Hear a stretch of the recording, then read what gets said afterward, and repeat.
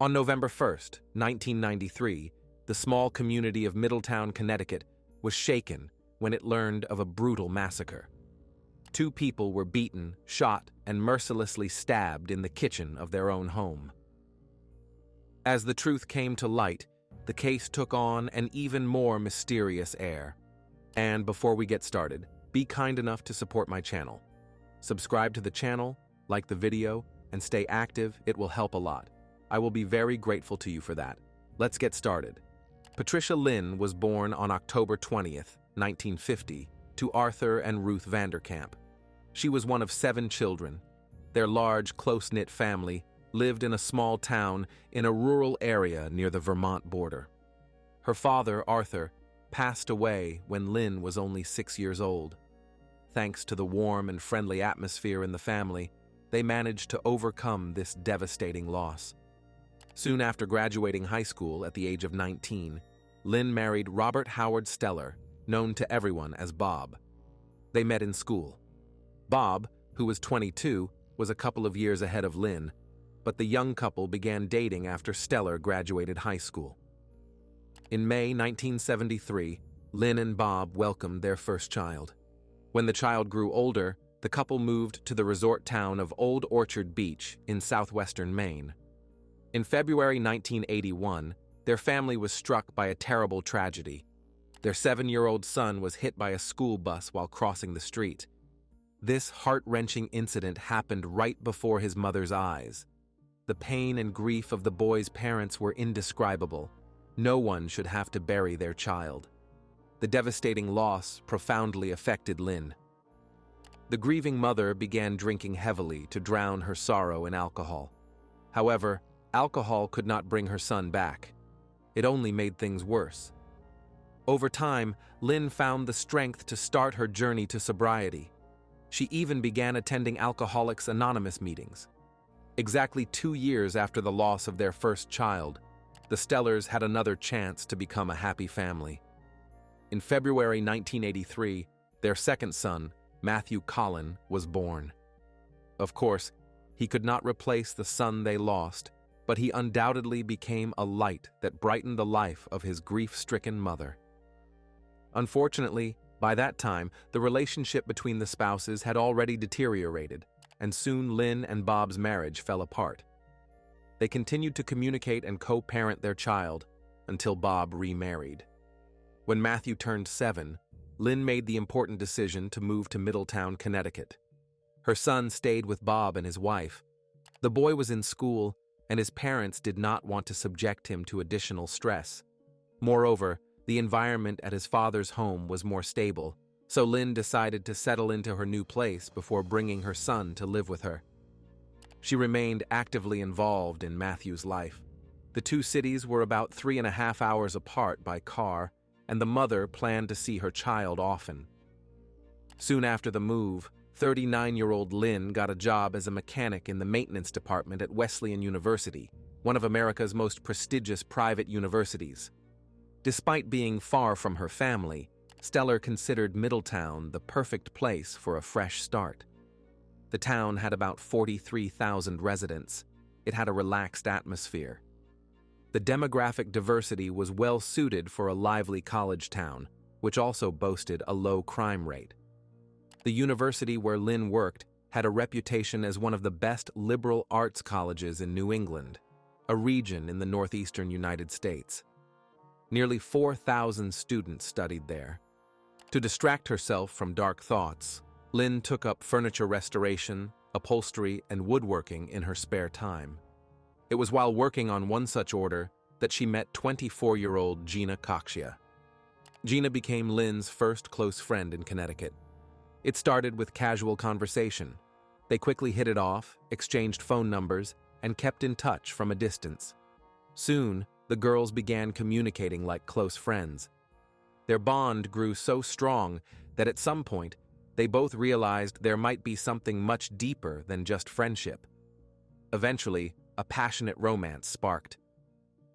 In April 1993, Lynn and Gina became a couple. Neither the 18-year age difference, nor the gossip of those around them, nor the likelihood that other family members disapproved of their union could stop them. The women wanted the whole world to know how happy they were together. For Gina, this was her second experience with a non-traditional relationship. For Lynn, it was the first time she felt attracted to a woman. Just 4 months after graduating college, Gina and her charming Pomeranian moved into the house where Lynn lived. The residence was a 2-level apartment with 4 bedrooms in a quiet, upscale neighborhood close to the campus where Stellar worked.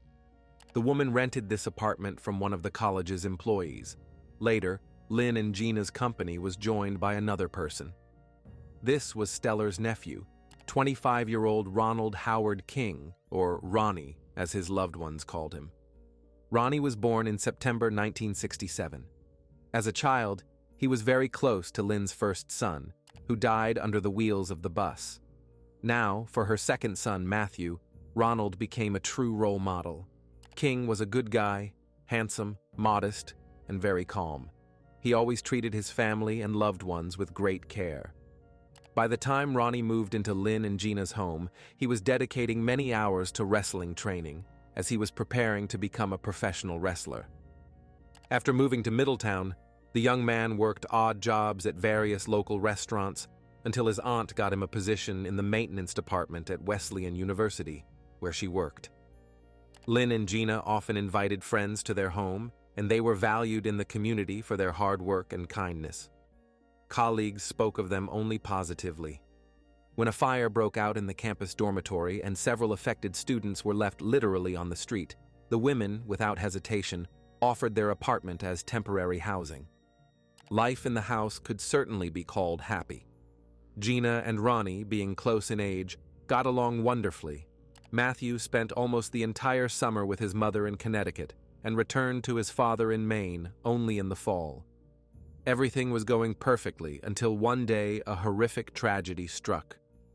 On the morning of November 1st, 1993, 43-year-old Lynn and 26-year-old Ronnie, as usual, went to work at Wesleyan University.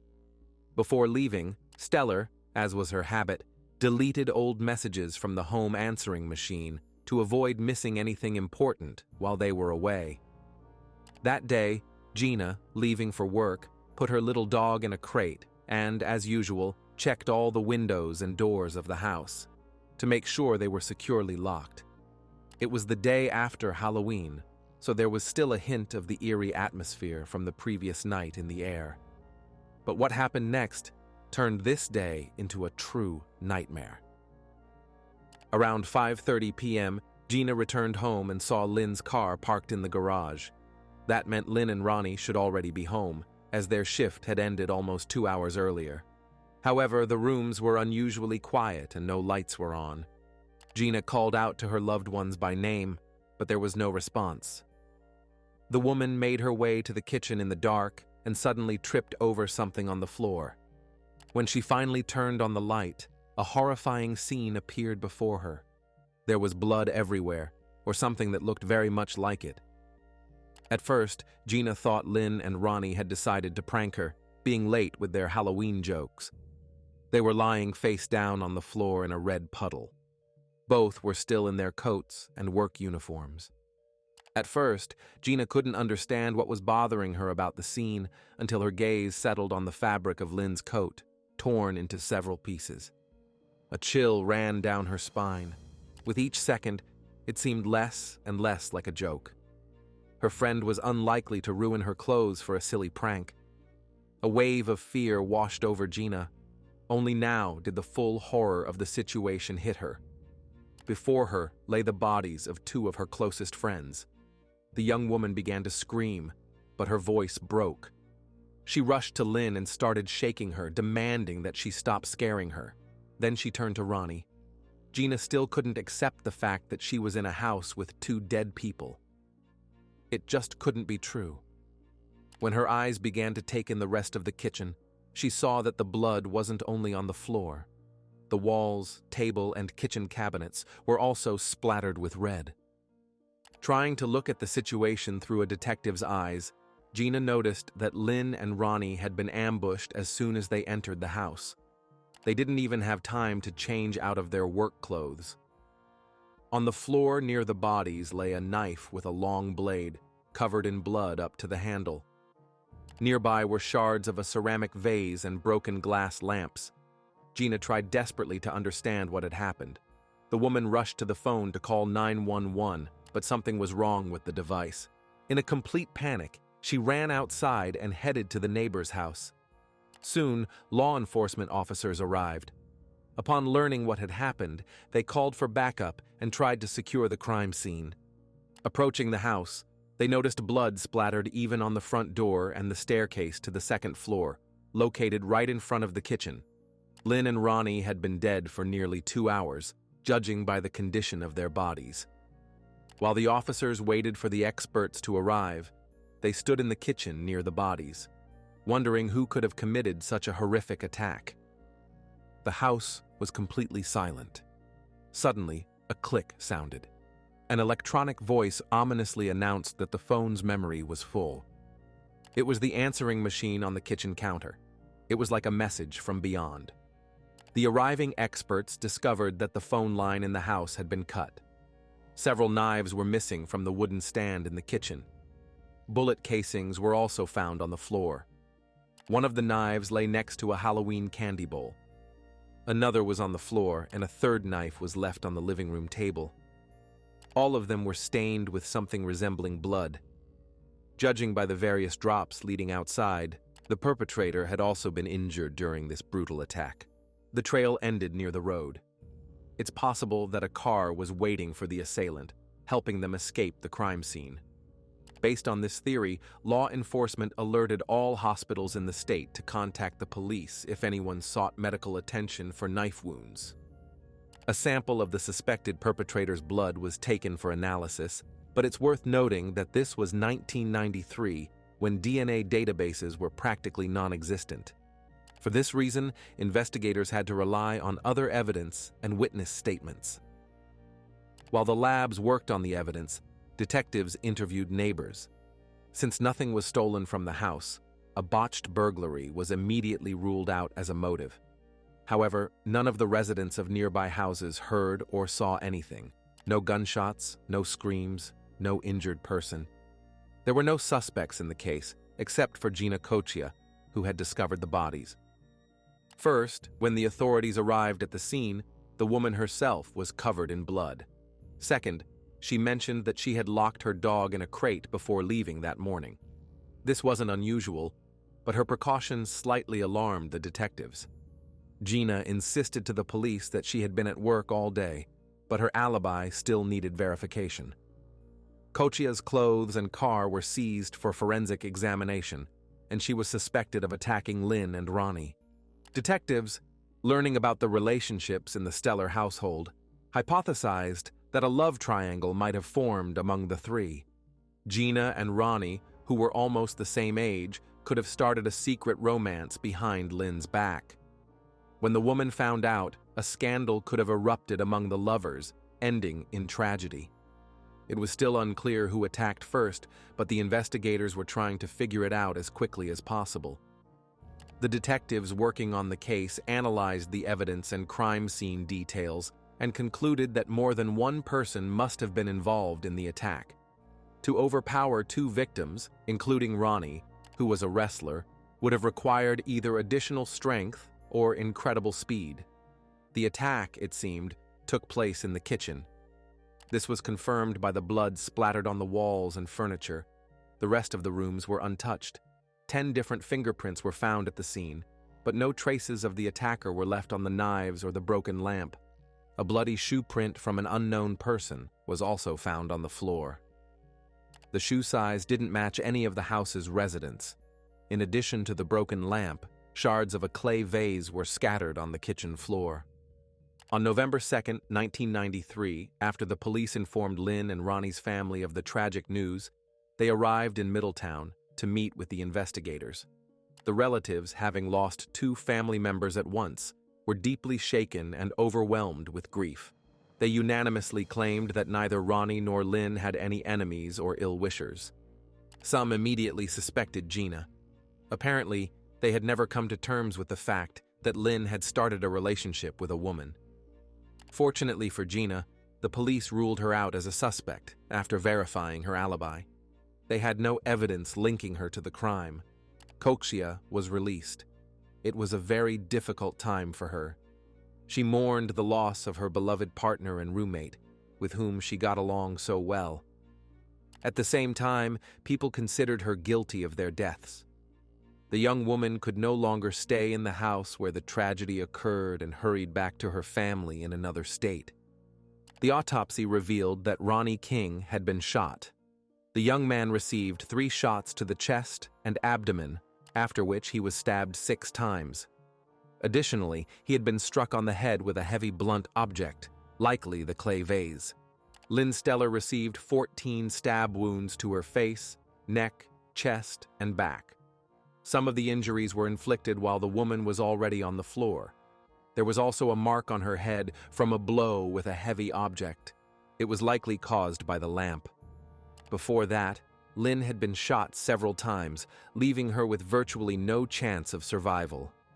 The brutality with which the blows were struck suggested that the crime might have been personal. The stab wounds directly to her face indicated that the assailant clearly wanted to disfigure her. The coroner suggested that both Lynn and Ronnie died slowly, suffering intense pain in their final moments. They lay on the kitchen floor for at least 10 minutes after the attack ended. The cause of death was multiple injuries and massive blood loss. Investigators worked diligently to piece together the events leading up to the attack. It turned out that Lynn and Ronnie had left work around 3:30 p.m. Driving their usual route, they entered the house. Detectives were certain this was not a random act of violence, that at least one of the assailants was acquainted with one of the victims, as the crime clearly had a personal motive. The attackers used multiple methods to take the lives of Ronnie and Lynn. When investigators questioned residents of the neighborhood where the victims rented their home, a witness recalled seeing a couple, a man and a woman, walking near Steller's residence that day. They were clearly from another area. The man was dressed in tight jeans and wore something like a cap on his head. The woman had shoulder-length dark hair and a tanned face. She wore an unbuttoned pastel yellow windbreaker or hoodie and corduroy jeans. The witness noticed their clothing because it didn't match the weather. It was cold outside. Given the time of year, most people were wearing coats and warm jackets. The witness was also struck by how the woman kept her right hand in her pocket, holding it with her left hand, as if trying to hide something. On November 4th, Middletown investigators contacted the police department in Vermont, where Gina Patricia was from, and asked for assistance. Detectives methodically called Lynn and Ronnie's acquaintances to rule out possible theories and gather as much information about the victims as possible.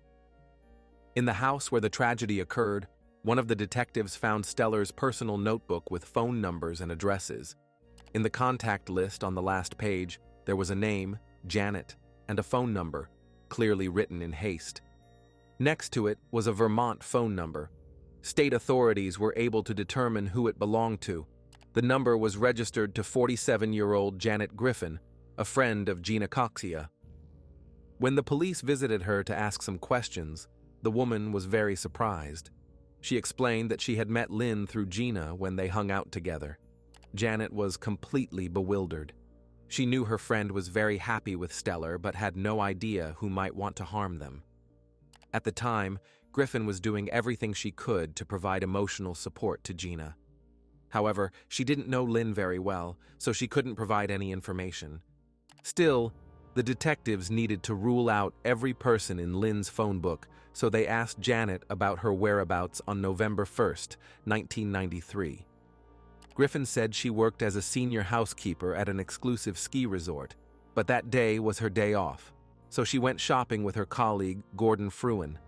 Investigators noted that Janet matched some of the witnesses' descriptions. Moreover, they noticed several cuts on her right palm and pinky finger. Her claim that she was with a male colleague that day only heightened the police's suspicions. Janet explained that she had cut her hand while trying to unscrew a light bulb from a lampshade. The woman was willing to provide a blood sample for analysis and insisted she had nothing to do with what happened at Steller's house. After the conversation with Griffin, the officers met with her colleague, 31-year-old Gordon Fruin. The man fully corroborated Janet's story, and there were no wounds on his hands. He was quite slim and lanky, so he likely wouldn't have been able to overpower Ronnie King in an attack. At that moment, the police were ready to cross him off the list of potential suspects when one of Gordon's remarks caught their attention. He mentioned that he identified as part of the non-traditional orientation community, just like Janet. When asked to elaborate, he explained that Griffin and Koshia had been in a romantic relationship, but had broken up at least a couple of years earlier. To dig deeper, investigators ran a background check on Janet. It turned out that during her relationship with Gina, the police were frequently called to their home due to various incidents, usually caused by Griffin. On November 5th, a joint funeral for Lynn and Ronnie was held at St. Mark's Episcopal Church, attended by over 220 people. While close friends said their goodbyes to the victims, detectives continued to search for additional evidence in the case. They finally turned their attention to the disconnected phone line and the answering machine full of messages. Investigators decided to listen to the tape for any messages that might provide a clue to solving the crime, but what they heard exceeded their expectations. Throughout the recording, Gina's dog could be heard barking from its crate, so the officers initially struggled to make out the meaning of the words in the background. Amid the dog's barking, crashing, and the sound of breaking glass, two female voices could be clearly distinguished. A heated argument was clearly brewing between them. One voice begged for mercy, while the other hurled accusations at her opponent. Then the second woman addressed someone by the name Butch. The recording lasted for 7 minutes. It seemed the answering machine had captured the crime in real time, meaning someone in the house had pressed the record button, anticipating that the unexpected encounter could turn into a nightmare. Most likely, Lynn had done this deliberately to protect herself in some way. The officers made a copy of the answering machine tape and sent it to the FBI so technical experts could remove the background noise and enhance the audio quality for clearer analysis. It didn't take long for investigators to discover that Butch was actually Gordon Fruin's nickname, a playful reference to his modest physical build. The enhanced version of the recording made it possible to discern the words of others present in the kitchen at the time. A woman could be heard asking her accomplice to bring a knife, while Lynn begged for mercy and pleaded for them to at least let Ronnie go, as he was completely innocent. Additionally, Lynn could be heard addressing the attacker by name, Janet. This evidence was a major breakthrough in the investigation, as it captured the voices of both the perpetrator and her accomplice. However, it was still only circumstantial evidence. Something more substantial was needed. At that moment, detectives decided to speak with Gordon Fruin again, and this time, the man, unable to withstand the interrogation, confessed everything to the police. All it took was a mention of the answering machine recording. His story was as follows. On November 1st, around 10:30 a.m., Janet Griffin and her 25-year-old daughter, Melody, arrived at Gordon's house in a rented car. He explained that he had no idea something terrible was about to happen. At first, he didn't even know they were heading to Lynn and Gina's place. Only after Fruin got into the car did Janet mention they were going to Middletown to visit her former girlfriend. On the way, the group listened to old songs on the radio and sang along cheerfully. Everyone was in a great mood. Upon reaching the right street, Melody parked the rented car a little ways off and stayed there, while Gordon and Janet headed to Gina's house. Griffin, without even knocking, opened the front door and walked inside, while Gordon stayed on the porch waiting to be invited in. He claimed he had no idea what Janet was planning. While outside, Gordon heard 4 or 5 gunshots, followed by a woman's scream. He ran into the house and heard voices coming from the kitchen. Janet was arguing with Lynn, and both women turned to him for help. Griffin asked him to help her restrain Lynn, while Stellar begged him to call 911. The homeowner saw a strange man and, assuming he was a neighbor or a passerby who had come running at the sound of screams, desperately pleaded with him to call the police. She had no idea Gordon was Janet's friend. Then, according to Fruin, he approached the phone, but Griffin, holding a knife, cut the phone cord and then turned and began stabbing Lynn in the neck with the same knife. Later, she smashed a lamp over the homeowner's head and struck Ronnie on the head with a ceramic vase. During the attack, Janet cut her hand on glass shards. When it was over, the woman turned to her friend and declared that he was now an accomplice to the crime. This threat had a real impact on him. That's why he didn't initially tell investigators the whole truth. The perpetrators left the house after ensuring that Ronnie and Lynn were dead. They returned to the parked car where Melody was waiting and fled the crime scene. On the way out of Middletown, they stopped at a nearby pond so Janet could dispose of the gun. Back home, Gordon helped his friend bandage the wound on her hand while Melody returned the rented car. In essence, the man claimed he had no idea about Janet's plans and that he didn't participate in the massacre. Gordon allegedly didn't even know Griffin had brought a gun. The next person the detectives wanted to speak with was Janet's daughter, Melody. At first, the girl claimed she was at work at the ski resort that day. But when the police explained that this could easily be verified and that lying could lead to charges, Melody confirmed Gordon's account. According to her, she only drove her mother and her friend to the neighboring state. They wanted to visit Gina Caccia and then go shopping. Melody dropped Janet and Gordon off near Gina's house and went about her own business. On the way back, she got a little lost. When she approached the car, her mother and her friend were already waiting there. Melody noticed a bleeding cut on her mother's hand. Janet explained that she had accidentally cut herself. The girl told the officers she wasn't part of any conspiracy and had no idea what had happened inside the house where Gina lived. Her mother was in poor health and physically wouldn't have had the strength to kill two adults. Janet had been diagnosed with multiple sclerosis. She often fainted and was very vulnerable. However, the next day, Melody overheard her mother and Gordon discussing the horrific crime at work, which raised strange suspicions in the girl. But wanting to quickly push these disturbing thoughts out of her mind, Melody didn't tell anyone. She just wanted to protect her mother.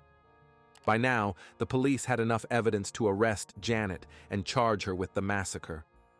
On November 9, 1993, Griffin was arrested. She was to be extradited to Connecticut. If found guilty, she faced either the death penalty or life imprisonment without the possibility of parole. Despite the charges, Janet insisted on her innocence and remained silent during interrogations. Meanwhile, Gina Caccia couldn't believe that her former lover was responsible for Lynn and Ronnie's deaths. She had never heard Janet say anything bad about Lynn. After their breakup, the women maintained a friendly relationship. Not only Gina, but everyone who knew Janet closely was shocked by the arrest and the charges. No one believed this woman was capable of taking a life. Janet herself wasn't about to give up without a fight. She did everything she could to delay her reckoning. Through her lawyer, Griffin contested her extradition from Vermont to Connecticut, forcing the grieving families of Lynn and Ronnie to wait endlessly for justice to prevail. As a result, another charge was added to her list: obstructing justice. The police needed additional evidence to ensure Janet faced consequences for her crime. With Gordon's help, they found a .32 caliber firearm at the bottom of an artificial pond about a meter deep. It was an antique revolver, impossible to buy in a regular gun store. It was immediately sent to a forensic lab for testing, where it was confirmed that the bullets found in Lynn and Ronnie's bodies were fired from this revolver. In December, Janet was finally extradited to Middletown, where the crime had occurred. She became the first woman in Connecticut to stand trial for a capital offense. The prosecution team found a witness who could confirm that Griffin had long planned to get rid of Lynn Steller. This witness was 36-year-old Natalie Jurgen, a colleague and friend of Janet's, who rented her a place to live. She provided testimony in exchange for immunity from prosecution. Natalie reported that in the months leading up to the massacre, she and Janet made 4 trips from Vermont to Middletown between August 14th and November 1st. During these trips, Griffin familiarized herself with the location of Lynn's house and the neighborhood's layout. Initially, she told Natalie she wanted to write insults on Stellar's car with a permanent marker, but she never followed through. A few weeks later, Janet confessed to Natalie that she wanted to win Gina back, and to do so, she needed to eliminate Lynn, who had interfered in their lives and ruined everything. Griffin outlined a specific plan to ambush her rival on her way to work. She planned to wait until Lynn stopped at a stop sign, shoot her, and then set the car on fire. Janet asked Natalie to drive her to Connecticut for this purpose. When Jurgen refused, she threatened to kill Natalie's children. Fortunately, that day, Stellar took a different route home, and the assassination attempt failed. It was fear for her family that prevented the witness from reporting the planned crime to law enforcement. Janet Mae Griffin was born in July 1946 in Springfield, Vermont. Raised in a large family, Janet was no angel. At 16, she was sent to a reform school for 6 months for stealing a car. At 20, Janet married and later gave birth to 5 children. Over her lifetime, she held many jobs: a nurse's aide, a salesperson, a teacher's assistant at a railroad school that supported students with special needs, and a corrections officer at Rutland Prison. However, she was fired from the latter after just 5 months for an inappropriate relationship with an inmate. Janet later divorced her husband, but they always stayed in touch and co-parented their children. Gina Cochia had actually known Griffin her entire life. There was a significant age difference between them, and Janet had once been Gina's babysitter. When Cochia was 22, she ran into her former nanny in the city center. Janet's life wasn't going well. She had broken up with her latest boyfriend and had been sleeping in her car for the past few days. Gina felt sorry for her former nanny and offered her a place to stay temporarily. She then helped Janet get a job as a housekeeper at the ski resort where she worked. Their constant proximity at home and work led to a romantic relationship. Gina was an extrovert, a very energetic and sociable person. She enjoyed spending time with others and playing sports. Janet, on the other hand, was a homebody who loved knitting and watching TV in the evenings. It was Gina who ended the relationship. For a while, they continued living together, but eventually, Cochia asked her friend to move out. Janet was deeply upset by the breakup. She still loved Gina, even though she was fully aware of her former partner's intentions. It was a case of unrequited love. Cochia tried to distance herself for a while, but felt it was only making things worse for both of them. When Griffin moved into an apartment with Natalie Jurgen, another friend, she and Gina continued to see each other. At the time, Janet had no idea that Cochia had started dating another woman, Lynn Stellar. When she learned about her former partner's move, Griffin tried to dissuade Gina and confessed to Natalie that she still loved Cochia and wanted her back. Even after Gina moved to Connecticut and began building a happy relationship with Lynn, Janet kept calling her. Gina didn't want to hurt someone she once loved, which is why she continued to answer the calls. Realizing she was losing Gina forever, Griffin made a desperate move. She gave her former partner an ultimatum. If Gina didn't want to be with her, Janet would end their friendship. Naturally, Gina agreed and acknowledged that their friendship was officially over, which was fine with her. However, this wasn't what Janet wanted, so she quickly backtracked and asked Gina to forget the conversation. Gina introduced her to her new partner, Lynn, hoping they could all get along. This was her critical mistake. All of Griffin's pent-up anger focused on Stellar.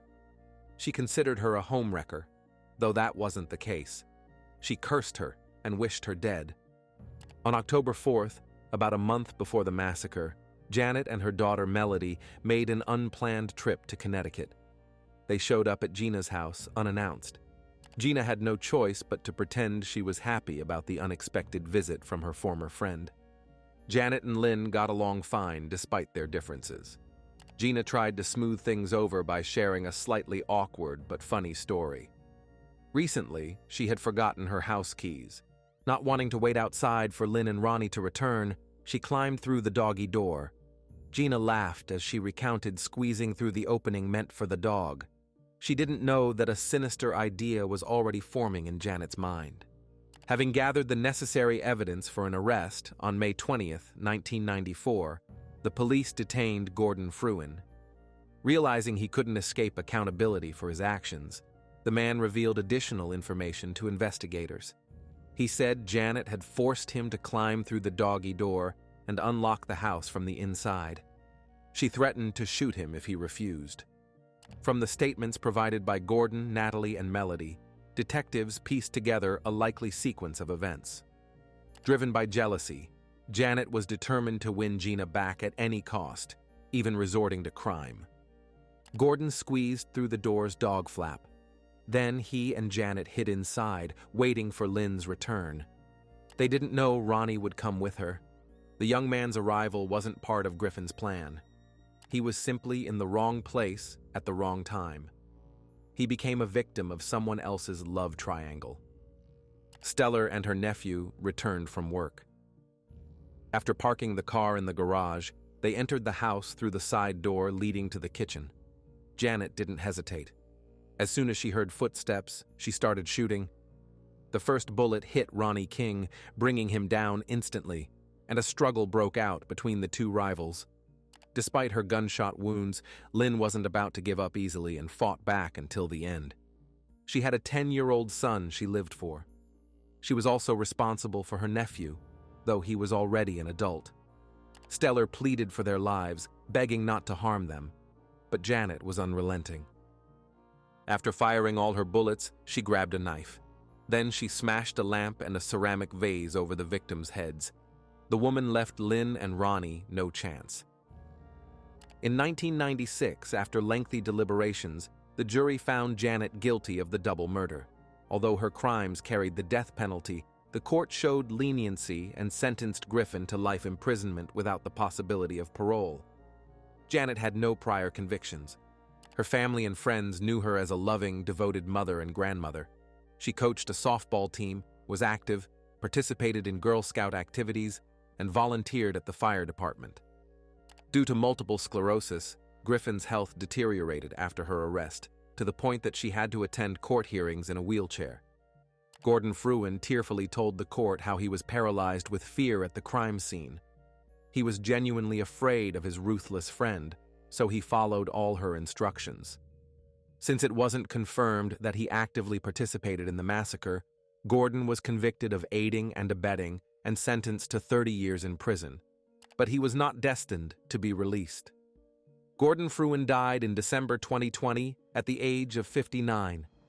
Janet Griffin also ended her days in a correctional facility. She passed away in August 2022 at the age of 76. An adult woman, driven solely by selfish desires and determined to win back her former lover at all costs, not only took the lives of others, but also condemned herself to spend the rest of her days behind bars. If you have finished watching, you are a real fan of true crime. Subscribe to the channel, turn on the bell notifications, and put the like. See you in the next video.